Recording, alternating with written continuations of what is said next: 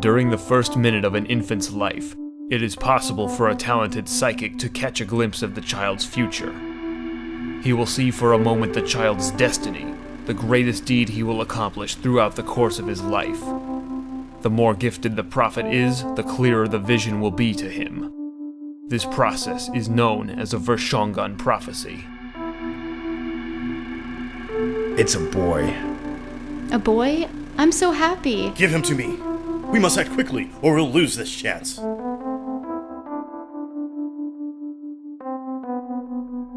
You see, it's not enough for me to simply kill you. No, you have to suffer before you die.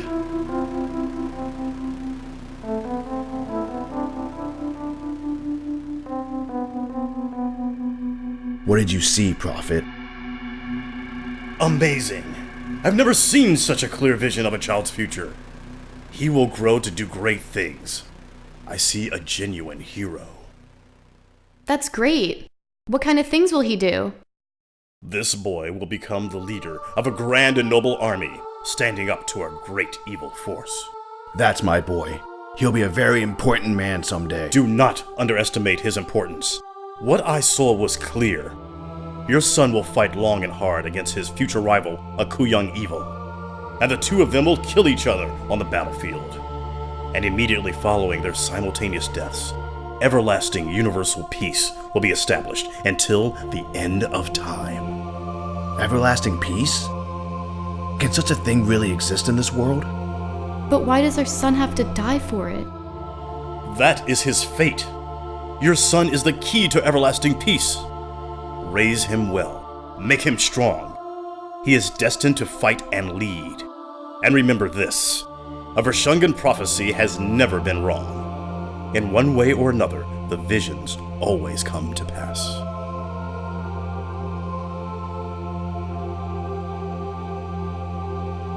Look at his eyes. Why are they like that? I don't know.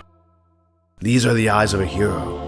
A golden warrior illuminating this poor world shrouded in a shadow of evil. He shouldn't have to die for the sake of the world. It's not right. We are all destined to die one day. I can't imagine a more noble reason for our son's death. The whole world will know his name. His name? What should we name him? He needs a strong name. One that carries the pride of our family. How about Kashingkan?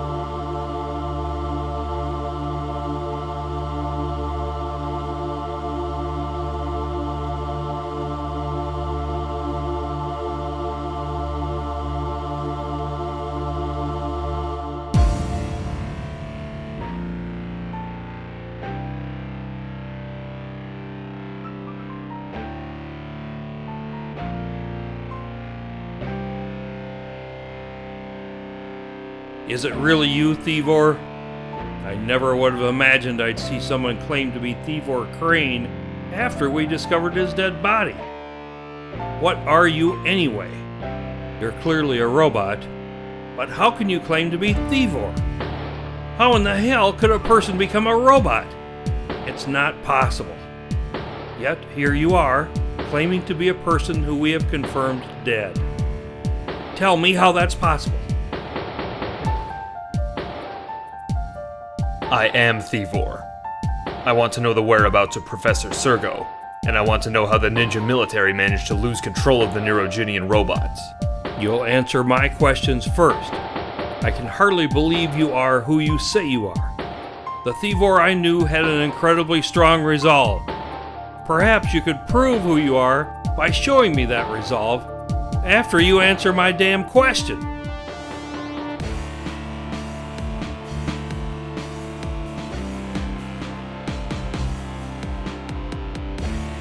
Very well, Commander. I'll tell you about the life and death of Thievor. Hopefully that will convince you. I possessed one of the rarest and most incredible types of Jinn, the Jinn of healing. The ability is said to only appear once in a person every 100 years. I fought on the front lines and healed countless fellow soldiers wounded on the battlefield. Even wounds that would otherwise be fatal, with my touch I can save the life of anyone. My comrades said I was gifted, and they considered me an irreplaceable member of their team. I fought for the ninja military for 8 years, until 6 months ago when I got sick. I started coughing up blood. When I went to see a doctor, he told me about the consequences of my overuse of the Djinn of Healing. Because it's such a rare ability, the negative effect it has on the user's body was unknown to the people of the world. By studying my condition, the doctor discovered that every time I heal a person, it costs a small amount of my own life force. But for a frontlines ninja like me, healing so many comrades in every battle, I was rapidly draining my life force, until my body could barely sustain itself. I could no longer fight, and I was told I would be dead in 3 weeks. Hey, Thievor. Thank you. In addition to being a ninja fighting for the military, I was also one of the head scientists working on the Neurogenian robot project. Using NeuroCube technology, we were trying to develop robot warriors that would take the place of humans on the battlefield and greatly decrease the casualties of war. Developing the Neurogenian robot bodies was my task in the project. My combat experience made it easy for me to build combat-efficient bodies, and they could be killing machines if the controlling person wanted them to be.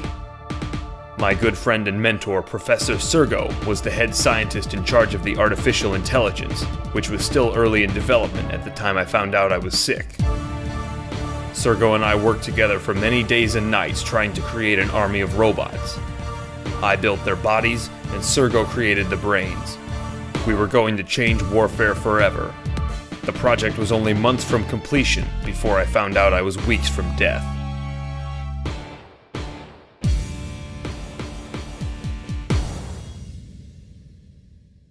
What are you working on? A new robot. It doesn't look anything like the prototypes you've built so far. Is that so? Thievor, why are you spending the last days alive working in this damn lab? There are other things in life to experience besides warfare. You should try to enjoy yourself a little while there's still time. There isn't time. I don't have the option to do anything else because this is all I know. If I'm meant to die at a young age, I would have hoped to have accomplished something with my short life. You've saved countless lives. That isn't what I want to do. All I really want is to create something that will be remembered, something revolutionary. I want to leave something behind that won't be gone in 100 years. The Neurogenian robots will be revolutionary. But I won't be alive to see it. I'm sorry, Thievor. And that's the last time I spoke to anyone until much later. I spent those last few weeks scrambling to create that final robot. And by the time it was done, I had created by far the most efficient robot ever. And inside that robot's head, I placed a hard drive containing all of my memories. My time had come. I felt myself at death's door, just about to keel over. I leaned over my creation and used the Djinn of Healing. I poured the last of my strength into that final application of my cursed gift. The Djinn of Healing forces part of my remaining life force into the receiving body, and I kept pushing and pushing, giving it everything I had, until I had nothing left.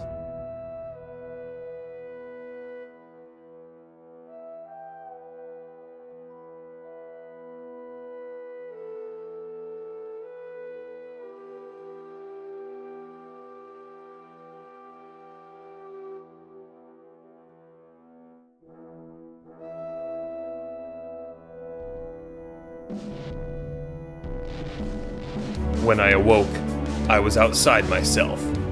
I looked down on my own dead body. My world was destroyed. In my rush to create a new body with which to keep on living, I realized that I had given up my humanity. It's one thing to devote yourself completely to a goal. It's another thing entirely to sacrifice everything you are for the sake of yourself. There was nothing left for me in this military organization. I had to isolate myself and comprehend my transformation. I couldn't possibly measure the value of what I had given up. After I left, I applied rubber skin to my new face and hands. I appear human at first glance, but I didn't want to interact with anyone since I'd become inhuman. I didn't want to come back. But then your soldiers found me and told me that the Neurogenian robots were terrorizing a city. If it were any threat, other than the robots that I created, I never would have agreed to this meeting. You want me to prove who I am? Fine, but I want answers from you as well. I'll help you in taking care of this threat, but once it's done and Sergo is found, I'm out. Now hurry up and tell me what you know. You see, I told you he's really Thievor. Who else besides him would talk that way to the commander of the ninja military?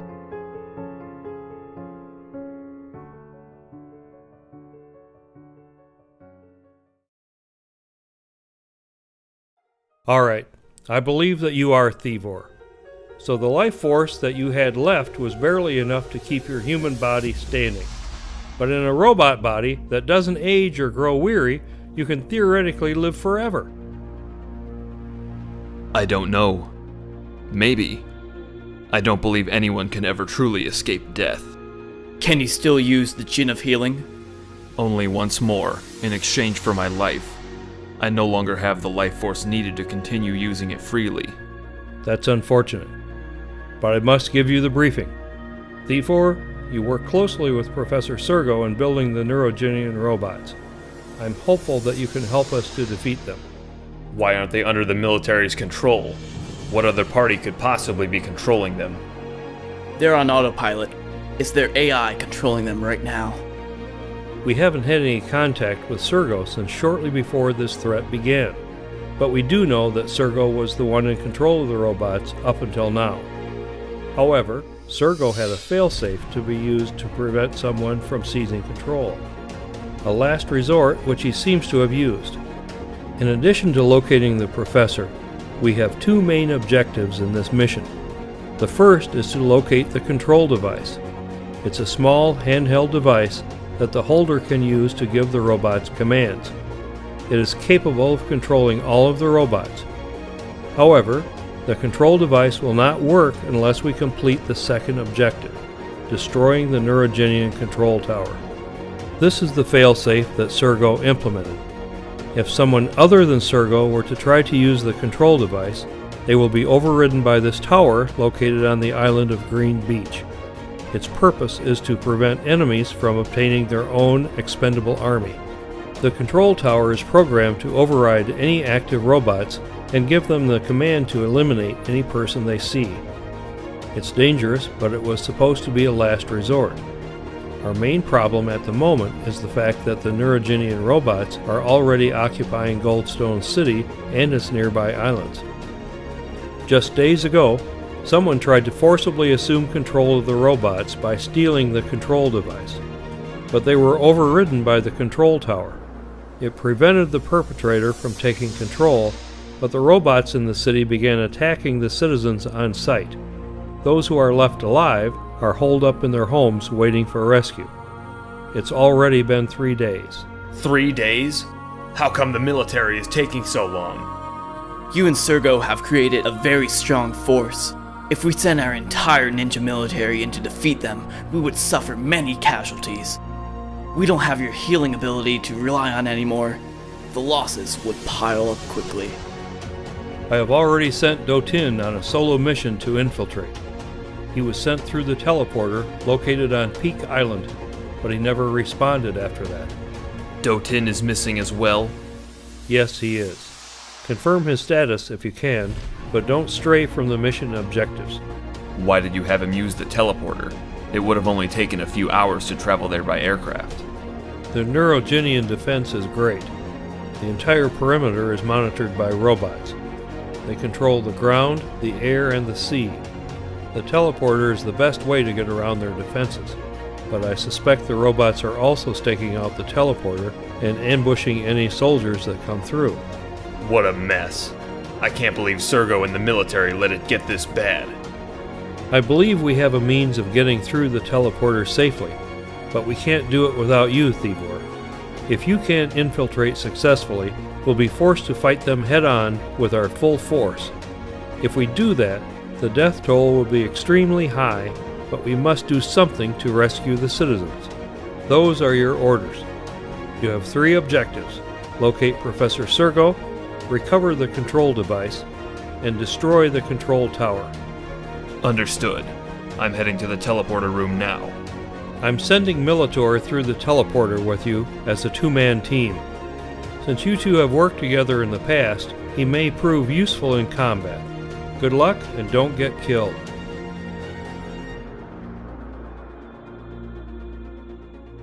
Commander Duke, we're ready to teleport.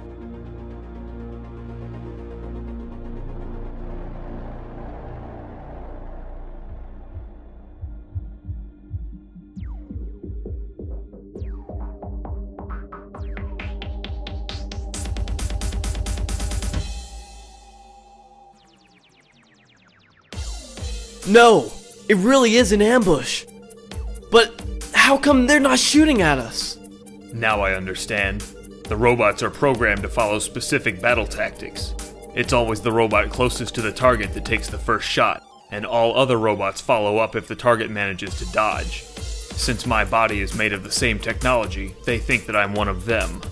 So they're not shooting because they're expecting you to take the first shot? What happens if you don't? I suspect that if I don't follow their protocol, they'll consider me an enemy as well. Wonderful. What are we supposed to do about that? Their hesitation has at least allowed us to shake off the disorientation that follows after teleporting. But if we don't do something soon, they'll start firing. Maybe we should make the first move. Too late.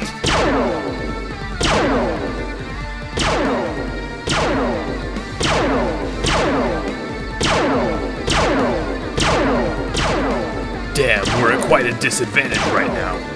Thievor, what should we do? First, notify the commander of the situation. Tell him not to send any more soldiers through. Commander, it was a trap. The Neurogenians were waiting to ambush anyone who comes through the teleporter. We've taken cover, but we're under heavy fire. Don't send anyone else through the teleporter until we clear the area. The teleporter is our only means of infiltration, and we can't afford to lose control of it. Defeat the Neurogenians and await further instructions. We're counting on you. Understood. Militor, out. So how do you want to do this? I have a plan. Listen closely, Militor.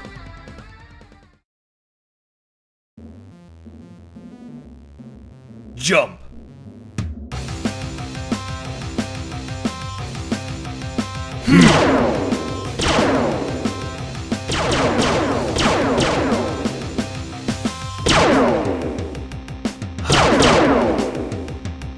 This is my defensive Jin technique, Shield Javelin. This technique allows me to form a cone-shaped shield at the tip of the javelin. The shield blocks Jin and plasma attacks while allowing solid objects to pass through.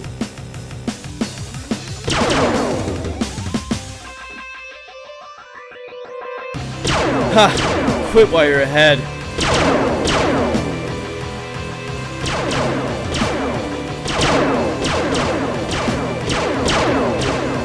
This is all too easy now.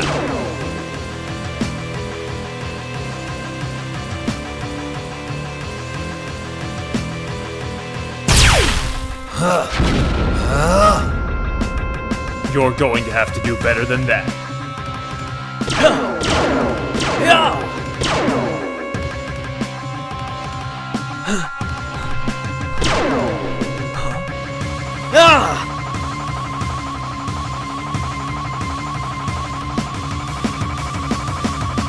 Militor.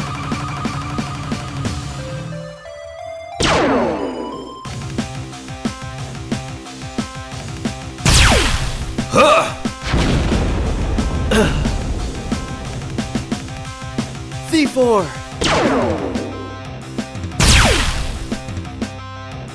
Take this.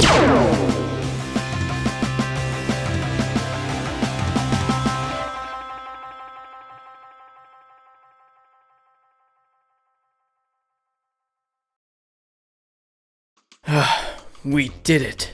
This is just the beginning, Militor. How badly are you wounded? I'll be fine. The helmet absorbed most of the impact. You should put it back on. It probably saved your life. I won't. I need to rely on my own ability to survive. I can't believe I actually took a hit to my head. There's no excuse. I won't let it happen again. Commander Duke, the battlefield is clear and the teleporter is secure. Only minor injuries. Good. Were you able to determine what happened to Doten? He's dead. What? How could you know that? There's no sign of his body or anything. I don't expect we'll find his body. The Neurogenian robots are programmed to dispose of the bodies of their victims. This gray stone here is proof of his death. Huh? Don't you find it odd that this stone is a totally different color than the rest of the stones in this area? Doten possessed the Jinn of stones. He could push his Jinn into the ground and manipulate the earth around him, either changing the shape of nearby stones to suit his needs, or even creating new stones from his own Jinn. Doten came through the teleporter just like we did, except the Neurogenian robots fired on him immediately, before he was able to get his bearings. He didn't have time to think, so he rushed forward, enduring the lasers as much as he could, until it became too much. He barely made it halfway to the robots before he fell, but before he drew his final breath, he used the Jinn of Stones to create this one last stone, to be used as a barrier. Looks like this is the end for me. If one of my comrades comes after me, if they can make it this far, they'll at least have some cover. If only I had the strength to warn them. This stone is so dull in color, you can tell he barely had any life force left when he made it. This stone marks Doten's grave, but it also provided a crucial barrier for us, and allowed us to survive this encounter. We are alive only because of Doten's sacrifice. We will avenge him by completing this mission.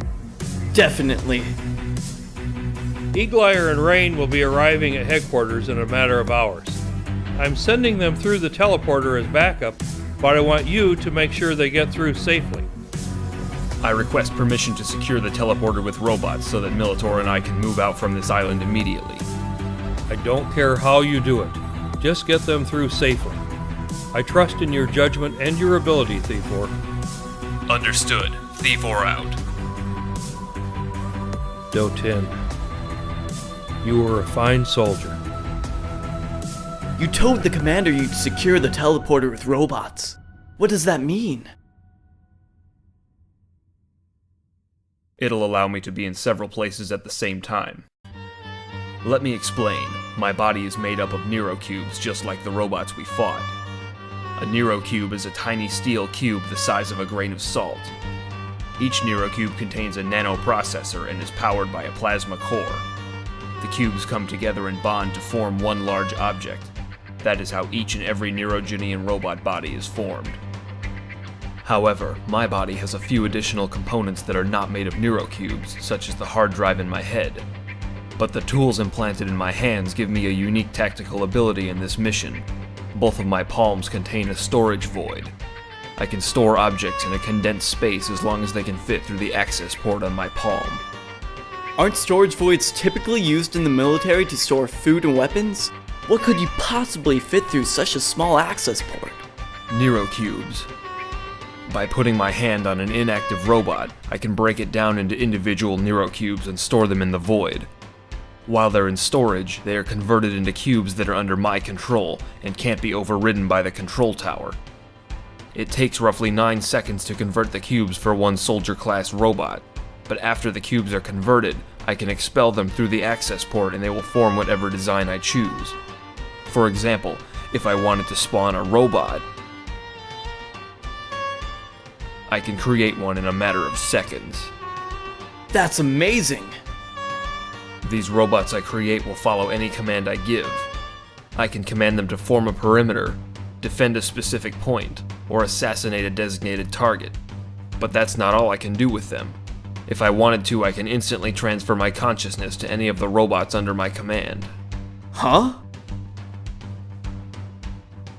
While I'm in here, my original body is temporarily operating using artificial intelligence. Just like the other robots I control, it will only act according to my command, until I decide to transfer back. Just like that. I don't believe it. With this method, you really can be in several places at the same time. That's right. I will leave several robots here with the command to stay hidden. When Eagle and Rain are ready to teleport in, I will transfer my consciousness to the hidden robots and provide backup for them remotely. It's likely that more enemy robots will be on their way here to replace the ones we took out. They'll form a new ambush, and I will protect our comrades until they can get on their feet. Are you sure 4 robots will be enough? The robots that I create are only as capable in battle as the ones we just defeated. But when I'm controlling a robot directly, it will be as formidable as I am. Eagle is the second strongest soldier in the ninja military. If I can protect him long enough for him to recover from the teleportation, I'm sure he can wipe out the ambush on his own. 4 robots will be more than enough backup to accomplish that. Meanwhile, you and I will move on to the next island. We'll be going to Green Beach, where the control tower is located. There's a port on the southeast coast of this island. We'll travel there by boat. Let's go.